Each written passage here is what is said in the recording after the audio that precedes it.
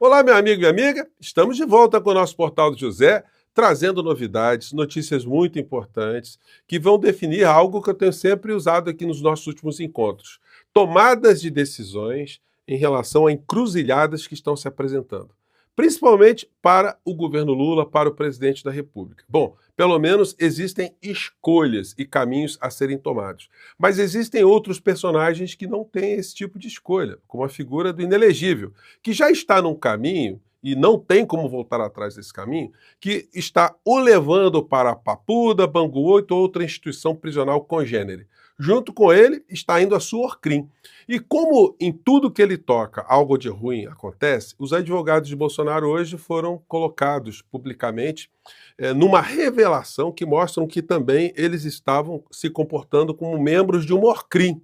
Bom, o ministro Alexandre de Moraes, a partir das revelações de hoje, deve tomar algumas atitudes. Bom, vou conversar com vocês sobre o que está acontecendo, que novas situações estão aparecendo aí nessas encruzilhadas e também de mais algumas situações criadas dentro desse universo, desse mundo cão, do bolsonarismo. Antes de entrar nos temas, é fundamental, em primeiro lugar, convidar você que chegou agora ao nosso portal e ainda não está inscrito, que você se inscreva aqui e venha participar das nossas atividades. Conheça os nossos outros vídeos, sempre compartilhe e nunca se esqueça, dê o seu joinha, o seu comentário. Se puder, prestigie também o nosso clube de membros, o nosso novo canal de cortes, que eu vou colocar sempre na descrição no primeiro comentário, que são formas de você ajudar o nosso portal a crescer e chegar a mais pessoas como você, tá legal? Então vamos aqui aos temas. Gente, olha, tem muitos assuntos que são entrelaçados, tá?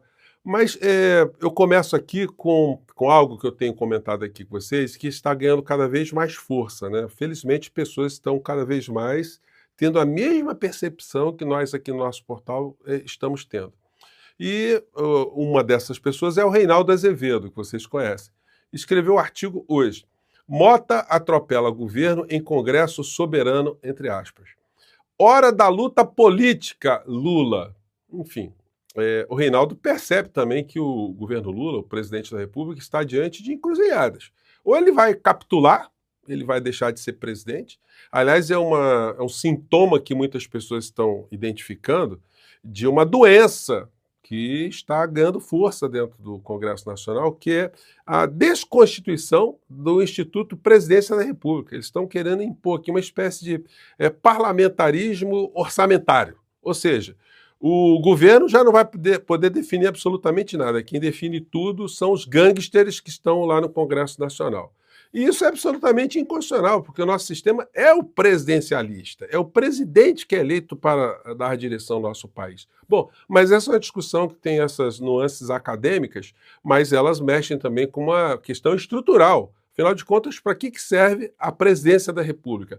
Para que serve o poder executivo? Para que serve a vontade do povo quando elege alguém para ser o presidente de uma nação? Então, o presidente ele não vai poder abdicar dessa responsabilidade que foi otorgada a ele, né? Então, é uma situação que a gente tem enfatizado muito, ou seja, o presidente terá que tomar atitudes. E para tomar atitudes, ele tem que ter o respaldo. E para ter o respaldo, ele precisa estar se comunicando com quem lhe deu o respaldo. Portanto, nós não podemos deixar sempre de tocar nessa questão comunicação. Aliás, o senhor Sidônio Palmeira, o senhor ainda, infelizmente, não disse ao que veio, né? Infelizmente, nós vamos assistir cada vez mais o desgaste do governo Lula sem ele vir para as redes. Será que a SECOM acha que existem fórmulas mágicas, fórmulas espirituais que a sociedade brasileira pode receber informações para ajudar com que a opinião pública ajude a mudar a realidade brasileira? Então fica essa questão, né? Aliás, eu vou perguntar uma dessas questões que eu tenho levantado aqui para o deputado, líder do governo do presidente Lula, no Congresso Nacional, na live que faremos aqui na próxima terça-feira, às 10 horas da manhã. Então deixa anotado aí com antecedência, que até lá ainda vai acontecer muita coisa, né? Bom, e aí o que acontece em meio a essa coisa que o Reinaldo colocou? A gente vê esse editorial aqui do jornal O Globo, para mostrar o que está acontecendo. Porque o Congresso Nacional, embora os veículos de comunicação façam uma crítica aqui e outra colar, na verdade eles estão agindo mancomunados com os interesses dos grandes veículos de comunicação e do sistema financeiro. O editorial é: apagão fiscal está mais próximo do que se imagina. Então, fazendo aqui, traçando um cenário cataclismático, né? sem medidas estruturais de controle de gastos IFI, e prevê dificuldade para o governo funcionar já em 2026. Olha só as expressões que eles usam aqui no editorial, né? As clássicas que a gente conhece, né? A irresponsabilidade crônica, o apagão fiscal, o risco de colapso, a persistirem as regras atuais de indexação de gastos, o contingenciamento necessário, e aí vai. Então, eles estão dizendo o seguinte, gente, que a perspectiva de paralisia do Estado. Moral da história, o que é o editorial? Olha, quer que se corte dinheiro do povo. E à medida que eles estão atacando, a principal é a desindexação das aposentadorias do salário mínimo, ou seja, o aposentado passar a ganhar menos do que o salário mínimo. Isso é uma iniquidade, mas o que eles pretendem fazer com isso? Que o governo gastando menos com Previdência Social sobre mais dinheiro para alimentar a ciranda financeira. E essa é uma questão que o presidente Lula vai ter que se defrontar, não tem como ele obedecer esses ditames e agradar o povo ao mesmo tempo. Como é que vai prejudicar o povo e agradar o povo ao mesmo tempo? Então, olha, vai ter que explicar para a sociedade. E aí fica essa pergunta, né? A comunicação vai continuar nessa pasmaceira? Quando a gente esteve lá na SECOM, eu e os outros amigos youtubers aqui, alguns formadores de conteúdo, de opinião, né? O que se disse lá é o seguinte: olha, nós estamos aqui há pouco tempo, aí quando a gente estava começando a organizar, veio a crise do Pix, aí foi aquele corre, corre, corre, aí depois da crise do Pix veio a crise do INSS, dos aposentados, enfim. E aí eu falei, vem cá, vocês acham que vai ter algum momento que não vai ter uma nova crise? Então a gente vai ficar o tempo todo com essa atitude reativa?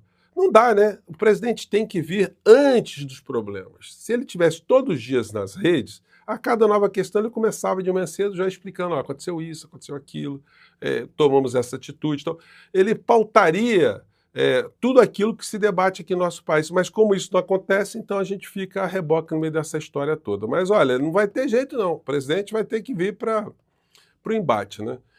O Dudu Bananinha está lá fora, né? Como eu tenho dito para vocês, já comentei mais cedo, dizendo que querendo colocar o Brasil no conflito Israel-Irã. Insinuando que o Brasil teria vendido urânio, o governo Lula, né, teria vendido urânio para o Irã e tal, mas é uma doença muito grande na cabeça dessas criaturas, né? Bom, e aí é o seguinte, hoje eles vão colocar nas redes sociais deles, evidentemente, essa notícia aqui está em alguns veículos, né?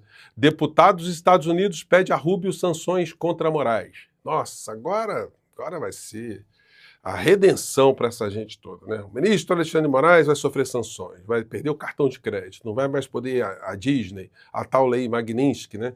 Enfim, mas isso não vai redundar em absolutamente nada de reversão nesse caminho do Bolsonaro para a Papuda. Podem tirar o cavalinho da chuva. Aqui o editorial do Estadão, comentei hoje com vocês, ridicularizando aqui o Dudu Bananinha, tá lá na Disney gastando dinheiro, né? E o assunto que mexe ainda mais com essas pessoas, mas de uma forma muito ruim, é essa aqui. Mauro Cid diz à Polícia Federal que advogados de Bolsonaro tentaram obter dados da delação com seus familiares. Gente, barra pesadíssima, tá? Porque o Mauro Cid está implicando o advogado Cunha Bueno, o Van Garten, enfim, como braços de um Orcrim, assim como quadrilhas de traficantes, de estelionatários, de bandidos de todas as espécies têm também seus advogados. O Bolsonaro também tem. E os advogados de coisas que não são muito legais, né, às vezes acabam se envolvendo em coisas não legais, como foi esse caso aqui. E o ministro Alexandre de Moraes vai certamente mandar abrir um inquérito contra esses advogados. Aí vai ter gente da OAB pulando, advogado é inviolável. Sim, mas quando o advogado usa da profissão para cometer também ilegalidades, tem que ser responsabilizado. Onde é que está que o advogado pode criar obstáculos a uma delação premiada? Cid diz à Polícia Federal que defesa de Bolsonaro cercou sua família para travar delação. Gente, segundo o Cid, a esposa dele foi assediada, a mãe do Cid foi assediada e até uma filha menor foi assediada pelos advogados de Bolsonaro. Evidentemente, o ministro Alexandre de Moraes vai determinar a abertura de um inquérito para investigar isso. E havendo provas, os advogados não têm imunidade, não. Eles têm imunidade para agir dentro da legalidade. A OAB não protege o banditismo cometido por advogado, não. Advogado criminoso é criminoso, não é mais advogado, né? Então, esses advogados, se deixar algum rastro para trás aí, vai ficar ruim para eles, né? Então, não tem muito como essas criaturas, nessa fase do campeonato, ficarem dizendo que não sabiam de nada, não aconteceu nada, enfim, que tudo trafegará dantes, como no quartel de Abrantes, né?